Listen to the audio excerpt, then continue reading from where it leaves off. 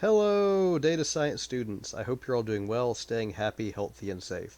Today I'm coming to you from my virtual living room here.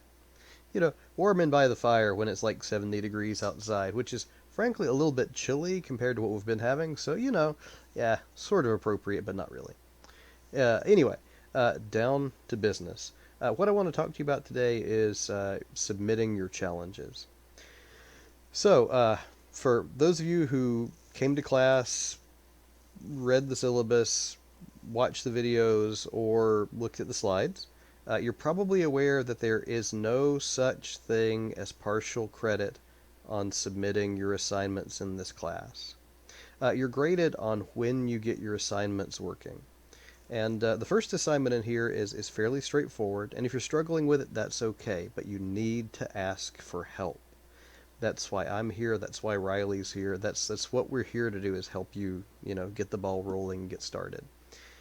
So this first challenge is not the most challenging thing you're going to experience this semester. So please keep that in mind. From here, it gets more difficult. This is the most basic plotting assignment we're going to do. The second challenge has already been posted, which gives you an idea of how we're going to build on the assignment that you've already written to make something even bigger, better, and cooler. So keep that in mind when getting ready for your next assignment. Also, coming up at early next week, midterm grades are going to be posted. So for those of you who may be thinking about dropping the class or dropping any classes for that matter, bear these things in mind. You don't get graded based on what percentage of your assignment gets working. It has to work in its entirety. But you essentially get to choose the grade that you get on it based on when you demonstrate a working assignment. So if you want to trade off, a few more days of working on the assignment in exchange for losing a few points, you can do that.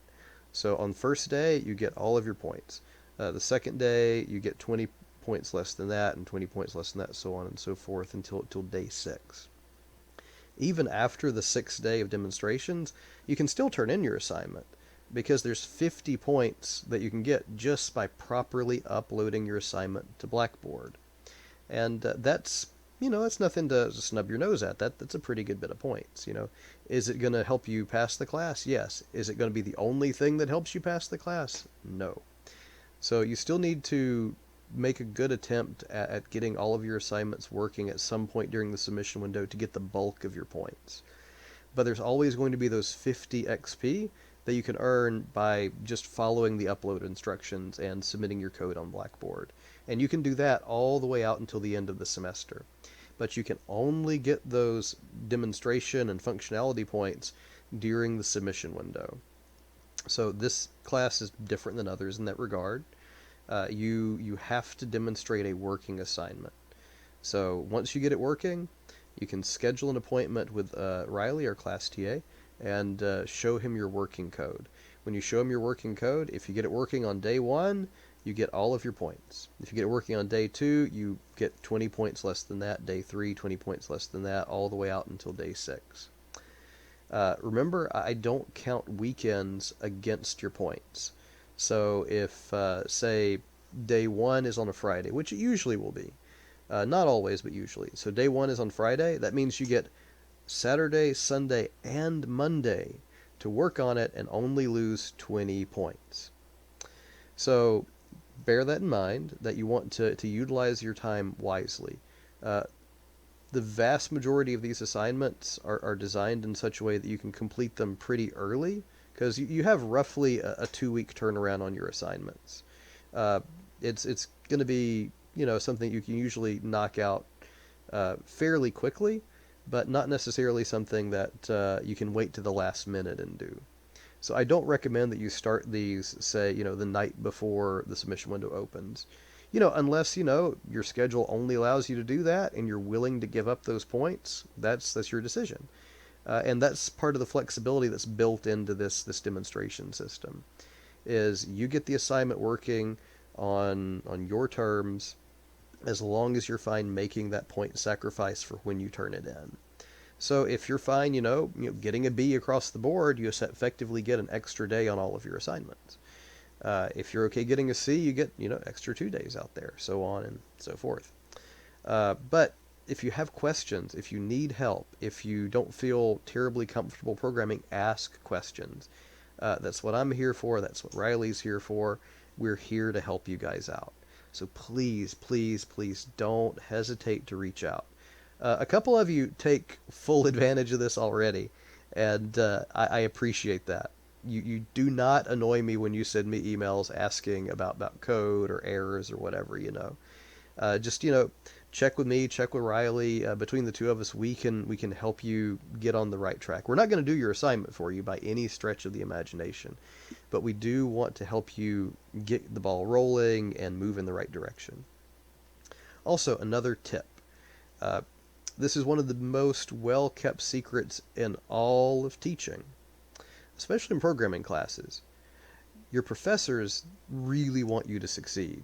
So much so that if you pay very close attention to what they show you in class, what they show you on their slides, and any demonstrations they do, chances are you can piecemeal those things together into something that very closely resembles your assignment. It'll never be the full thing, but it'll get you most of the way there if you pay attention to the code examples that your professors go over in class. So if they ever show you code, it's not by mistake. They're trying to communicate something to you. And same goes for this class. For your first assignment, I gave you some very thorough examples in the slides, like copy and paste examples for opening your data file, reading the data in, and also for plotting data. Matter of fact, if you look really closely at the slides, you'll see something that very strongly resembles this first assignment. And again, that wasn't a coincidence. That code is there to help you get the ball rolling. And the things that we're doing for the first assignment, you're going to repeat over and over and over throughout the semester. So I want to make sure you guys have a good handle on that. So look at the code, ask questions, watch the videos. The code samples, with the exception of the easy bake solutions from early in the semester, the code samples will almost always be like the last slide in the slide deck. So if you just want to jump over all the crazy stuff in between and go straight to those examples, check out the last slide in the slide deck. So that's usually where we're going to put the copy and paste code examples. So we're not trying to hide anything from you here, okay? I know it's a different environment doing this online, and we want to be as accessible and helpful to you as possible. So please, please ask for help. That's why we're here. So again, I hope you're all doing well. I hope you're staying happy, healthy, and safe. There's actually going to be 2 quizzes on Blackboard. One of them is a bonus point quiz. So I know some of you struggled, with the different way you've got to submit assignments for this class on Challenge 1. This is to help you recoup any points you might have lost. It's not a challenging quiz. It's asking you some very straightforward stuff from the syllabus and frankly from this talk that I'm giving right now. So it's not a trick. Go out there and complete that quiz and you'll get 10 XP added to your Challenge 1 grade, whatever that ends up being. Not to exceed like the maximum amount of points you can get. So, 10 points up to, like the highest you can get, which is 250. So the second quiz is going to be one of our regular quizzes where I ask you some questions coming from the slides. There's not going to be any trick questions in there or anything. So, go watch the slide set videos or thumb through the slides. Really, the videos are probably going to be most helpful. And the cool thing is they're on YouTube, so you can watch them at double speed if you want. And you can hear me talk really, really fast. But, however it helps you to go through them, do that, because that's where the material for the quizzes are going to come from. I'm going to be having an in-person class on Zoom with you guys on Thursday. The link is posted on Blackboard right now. I look forward to seeing you guys then. Please come. If you have questions, come to the session and ask questions.